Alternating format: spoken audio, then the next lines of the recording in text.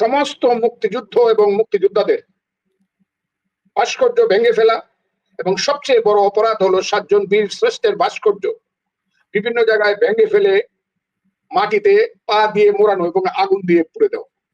সেই যে বীর শ্রেষ্ঠ মতিউর রহমান, তার ভাস্কর্যটাকে ভেঙে চুরমার করে দিয়ে পা দিয়ে পারানো হলো, এই ব্যাপারেও সেনাবাহিনী বা কোন রাজনৈতিক দলের মুখ থেকে আমি কোনো কথা শুনিনি। শুধু আমার মতো একজন লোক, যার কোনো শুধু মুক্তিযোদ্ধা ছাড়া তেমন কোনো পরিচয় আমার নাই, তারপরে আমি সমস্ত সাহসিকতা নিয়ে এইসব অপকর্ম, এইসব নরপশু নরাধমদের অপকর্মের আমি বিরোধিতা করেছি।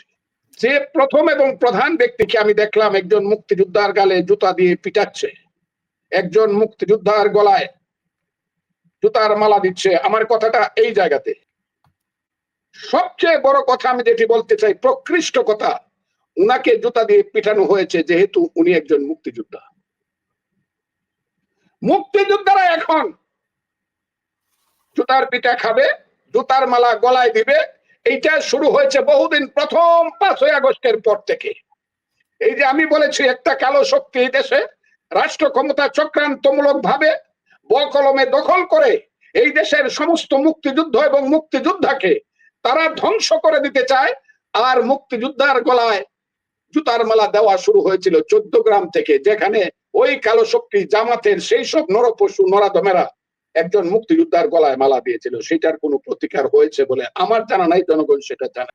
বলা হচ্ছে সে স্বেচ্ছাসেবক দল করছে, যে দলই সে করুক, ওর বাপ কি করতো অথবা ওর দাদা ওর গোষ্ঠী কি করতো মুক্তিযুদ্ধে, এইটা একটু আমার জানা দরকার। আমি চ্যালেঞ্জ করলাম, আমি আবারও বলি, আমি চ্যালেঞ্জ করলাম, এই ছেলেটির নিশ্চয়ই বংশীয় পরিচয় হবে মুক্তিযুদ্ধ বিরোধী শক্তির সাথে। এই ছেলেটির বাপ দাদার পরিচয় বা বংশীয় পরিচয় হবে মুক্তিযুদ্ধের বিরুদ্ধে শক্তির সাথে। হয় আলবদর, না হয় আল শামস, না হয় রাজাকার, না হয় দালালের ছেলে, না হয় শান্তি কমিটির ছেলে বা নাতি, এই জায়গাতে যাবে। এইটা আমি চ্যালেঞ্জ করে বললাম। যদি এটা মিথ্যা হয়, আমি হয়তো বা রাজনীতিতে ভুল হব, আমার দৃষ্টিভঙ্গি ভুল হবে না, আমার বক্তব্য ভুল হওয়ার কোনো কারণ নাই।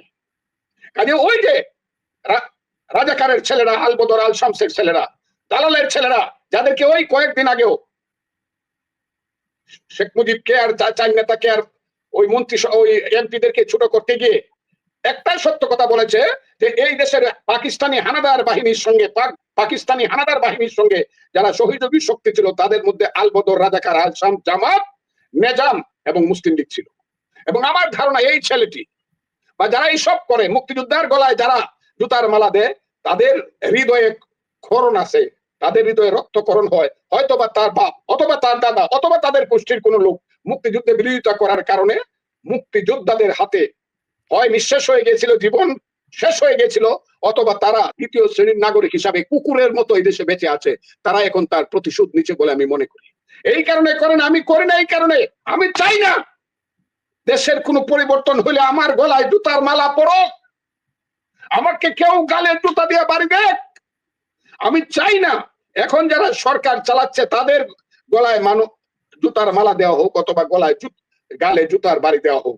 আমি চাই না রাজনৈতিক কর্মকাণ্ডের কারণে কারো বাড়িতে আগুন দেওয়া হোক, কারো বাড়িতে বুলডোজার চালানো হোক, কারো বাড়িতে মদ ঢুকে তার স্ত্রী পুত্র পরিজনকে হত্যা করা অথবা মারধর করে সমস্ত সম্পদ লুট করা হোক। এইটা আমি বাংলাদেশে চাই না, চাই না, চাই না।